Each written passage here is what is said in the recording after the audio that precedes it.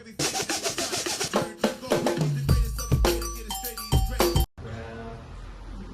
kami dari mahasiswa UNJ dari Prodi Kesehatan dan Rekreasi ingin mewawancarai Bapak dengan materi yaitu pengaruh kolonialisme terhadap kebebasan pendidikan jasmani di Indonesia. Mungkin kita langsung saja masuk ke pertanyaan yang pertama ya Pak. Menurut Bapak bisa ceritakan sedikit bagaimana pengalaman Bapak sebagai guru PJOK di SMP 4 Depok? Baik, perkenalkan saya Tiasi Sulamboro, guru PJOK di SMP 4 Depok. Untuk pengalamannya dan kesan banyak sekali pengalaman di mengajar di SMP 4 Depok. Mohon maaf kalau di SMP 4 Depok pengalamannya agak sedikit kurang bergerak, beda dengan SMP yang lain mungkin karena masuknya di sini kan anak-anak yang berprestasi ya, karena jalurnya akademik. Jadi untuk yang non akademik seperti olahraga itu ya kurang diminati, baru kita aja yang harus istilahnya berputar otak untuk anak biar tertarik dengan olahraga. Oke, baik Pak, terima kasih. Kalau menurut Bapak nih ya, di era digital seperti ini ya Pak, menurut Bapak itu seberapa pentingnya sih Pak pendidikan jasmani diajarkan di sekolah itu? Sangat penting ya, karena sekarang itu banyak anak yang kurang gerak itu mengakibatkan banyaknya orang yang banyak sakit itu karena kurang gerak. Maka dari itu untuk olahraga sendiri itu saya anggap pelajaran yang penting, walaupun kalau di sini itu masih kalah gengsinya dengan mapel pokok. Kalau di PJOK itu ya masih di nomor bukan lah.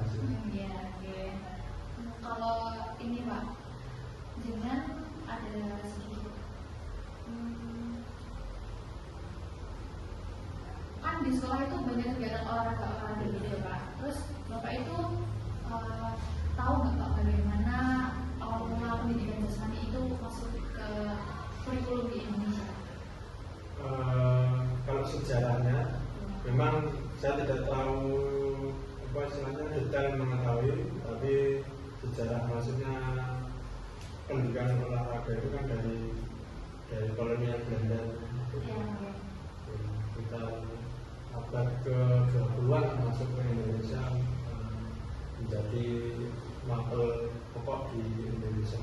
Oh iya, sekitar abad ke-20-an ya Pak. Tadi kan Bapak menyebutkan dari kolonialisme Belanda ya Pak.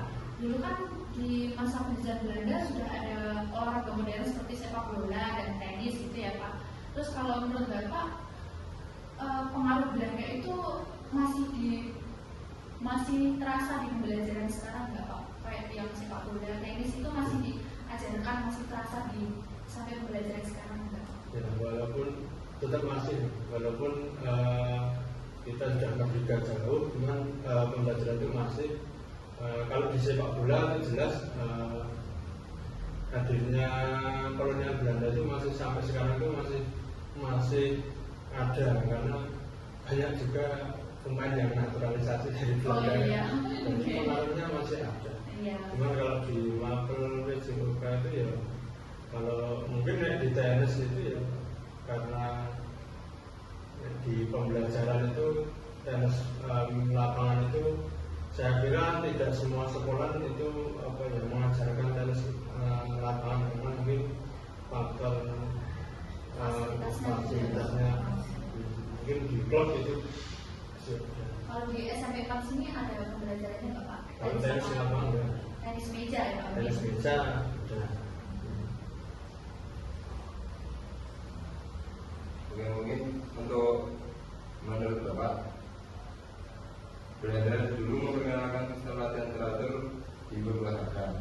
Apakah hal ini bisa kita lihat dalam kegiatan ekstra olahraga di sekolah Depok? Oh iya, jadi di Empat Depok banyak eskul di luar mapel apa yang diberikan di reguler. Jadi kalau sore ada eskul, ada basket, kemudian ada konti, dan apa ya, futsal. Itu juga sudah ada sejak lama di Jepang kita. Oke, untuk mungkin pengaruh nilai-nilai sportivitas dan kebugaran jasmani yang diperkenalkan Belanda untuk konsep PJOK di masa modern ini seperti apa, Pak? Fisik tadi. Iya. Kalau latihan fisik memang apa ya, konsepnya dari zaman Belanda itu tujuan dari pendidikan dulu itu kan untuk apa ya, istilahnya untuk fisik untuk para pekerja. Tapi kalau di Indonesia itu kan tujuannya untuk pendidikan pembangunan anak bangsa. Jadi apa ya, saat ini ya masuk di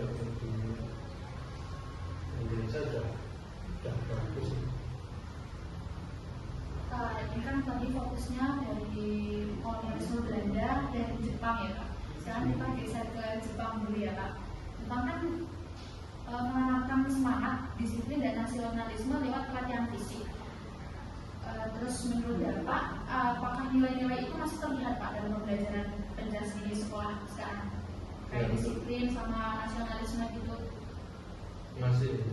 Jadi untuk nasionalis itu jelas masih ada. Terus yang latihan fisik, disiplin itu jelas di pembelajaran olahraga, karena disiplin itu dari awal anak harus berpakaian yang rapi, harus yang sopan.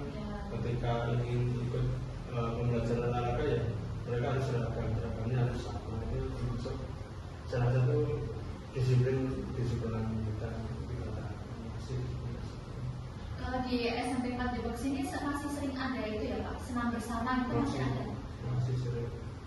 Berarti itu masih penerapan dari Jepang dulu ya Pak, soalnya kan kita kemarin kan ada observasi gitu Pak.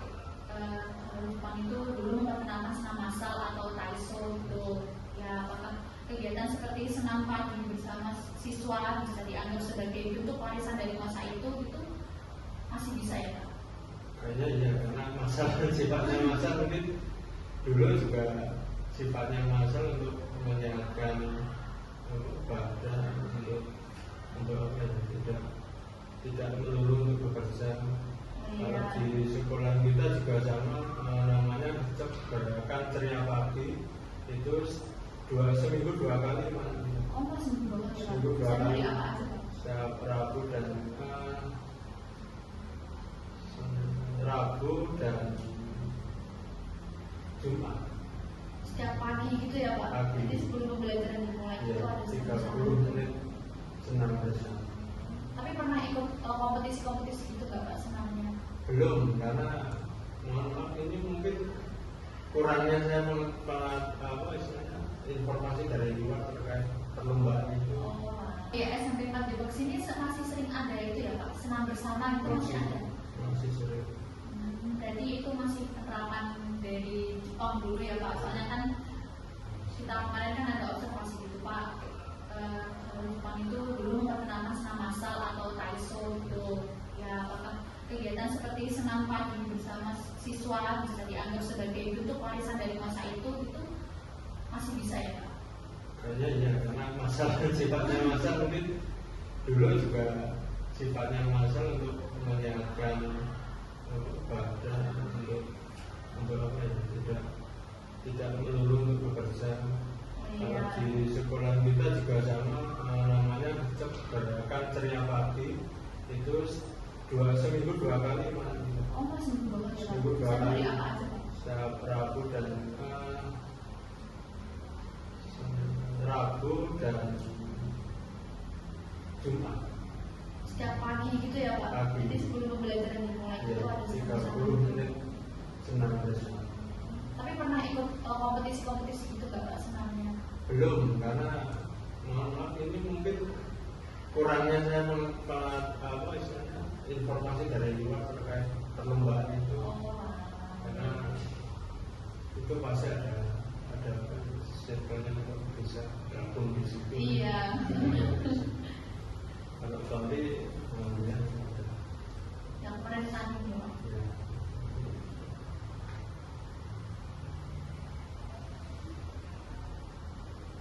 Oke, mungkin menurut Bapak bagaimanakah hubungan antara pendidikan jasmani dan pendidikan karakter siswa mengenai seperti sikap disiplin, sikap tanggung jawab, dan kerjasama yang mungkin itu dipengaruhi dari masa-masa Jepang. Ya, memang di kurikulum kita PJOK itu harus menerapkan nilai-nilai itu ada disiplin, kerjasama, ketolongan, dan toleransi. Selama ini baik-baik saja untuk kurikulum di Indonesia untuk disiplin dan sebagainya itu tidak memang ada dan perlu kita pertahankan. Mungkin untuk kurikulum PJOK yang sekarang ya Pak, saat ini mungkin aspek apa saja yang paling menonjol menurut Bapak dalam mungkin meniti akar dari masa kolonial dari Belanda dan Jepang? Kerjasama yang paling muncul kerjasama, karena banyak olahraga yang di kurikulum kita kan ada permainan yang menunjukkan kerjasama tim lah, yang individu itu cuma 1-2 yang kita ajarkan di sekolah. Kalau menurut Bapak itu perbedaan yang nampak itu tujuan pendidikan jasmani masa kolonial sama masa sekarang itu apa aja? Tujuannya? Iya, tujuan pendidikan jasmani masa kolonial sama masa sekarang. Ya. Kalau masa sekarang itu memang mencerdaskan anak bangsa, itu tujuannya. Ya. Kalau di koloni dulu itu kelihatannya hanya untuk penindasan. Kerja lodi gitu ya. Kerja lodi, jadi olahraga itu kekuasaan. Jadi dia mengolahragakan orang yang di bawahnya, bawah tekanannya dia. Tidak berlaku untuk seluruhnya, cuma hanya kepada orang-orang tertentu. Misalnya kalau bangsawan itu ada olahraganya yang khusus. Yang kalau kayak sekarang yang olahraga banget. Ya, olahraga bangsawan itu yang khusus. Sedangkan untuk yang pekerjaannya itu kan yang kasar itu kan olahraganya kamu harus fisiknya harus dibenari dulu. Dan itu kan fisiknya dicari untuk kerja. Tapi kalau di modern ini kan pendidikan Jerman itu menyeluruh kepada siswa, kepada peserta. Oke. Kalau dibandingkan sama masa dulu ya Pak, apa sekarang itu pendidikan jasmani sudah lebih berorientasi pada pembentukan karakter bangsa Indonesia atau belum Pak? Zaman dulu memang belum begitu kelihatan, mana di sekarang ya sudah ada banyak.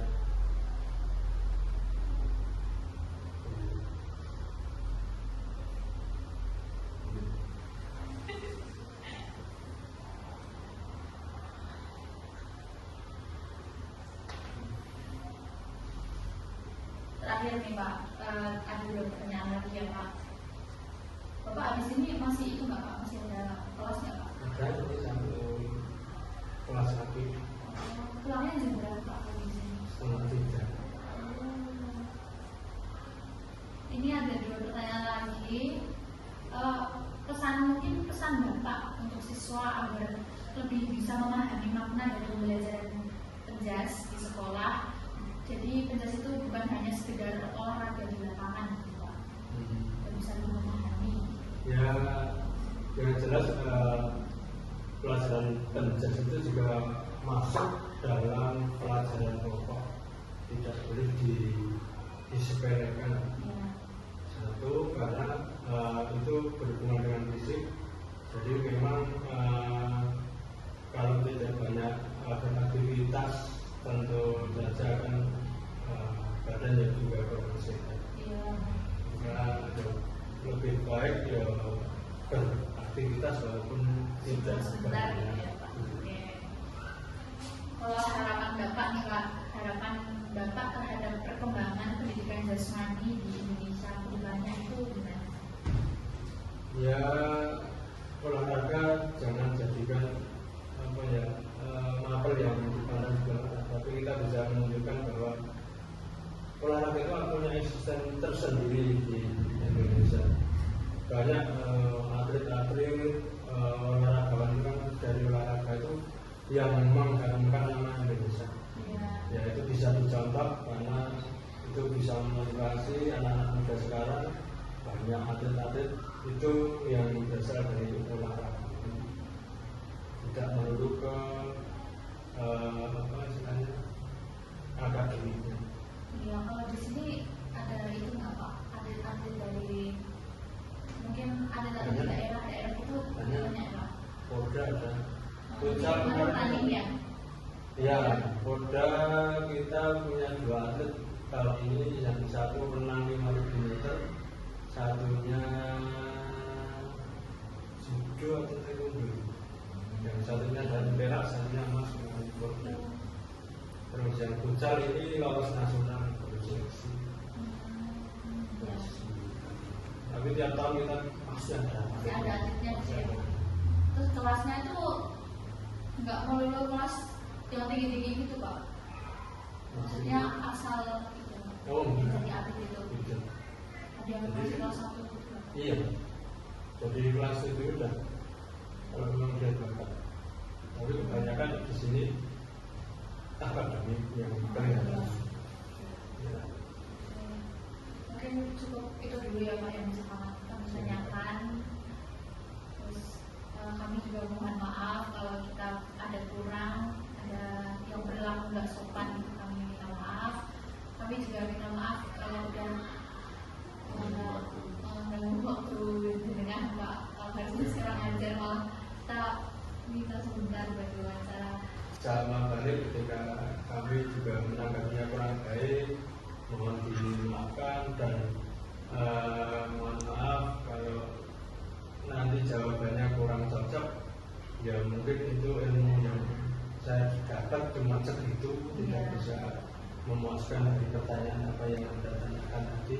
Saya mohon maaf karena ya mengulang sejarah itu juga. Oke, cukup aja Pak. Kami pamit diri. Terima kasih atas waktunya. Just like the wind.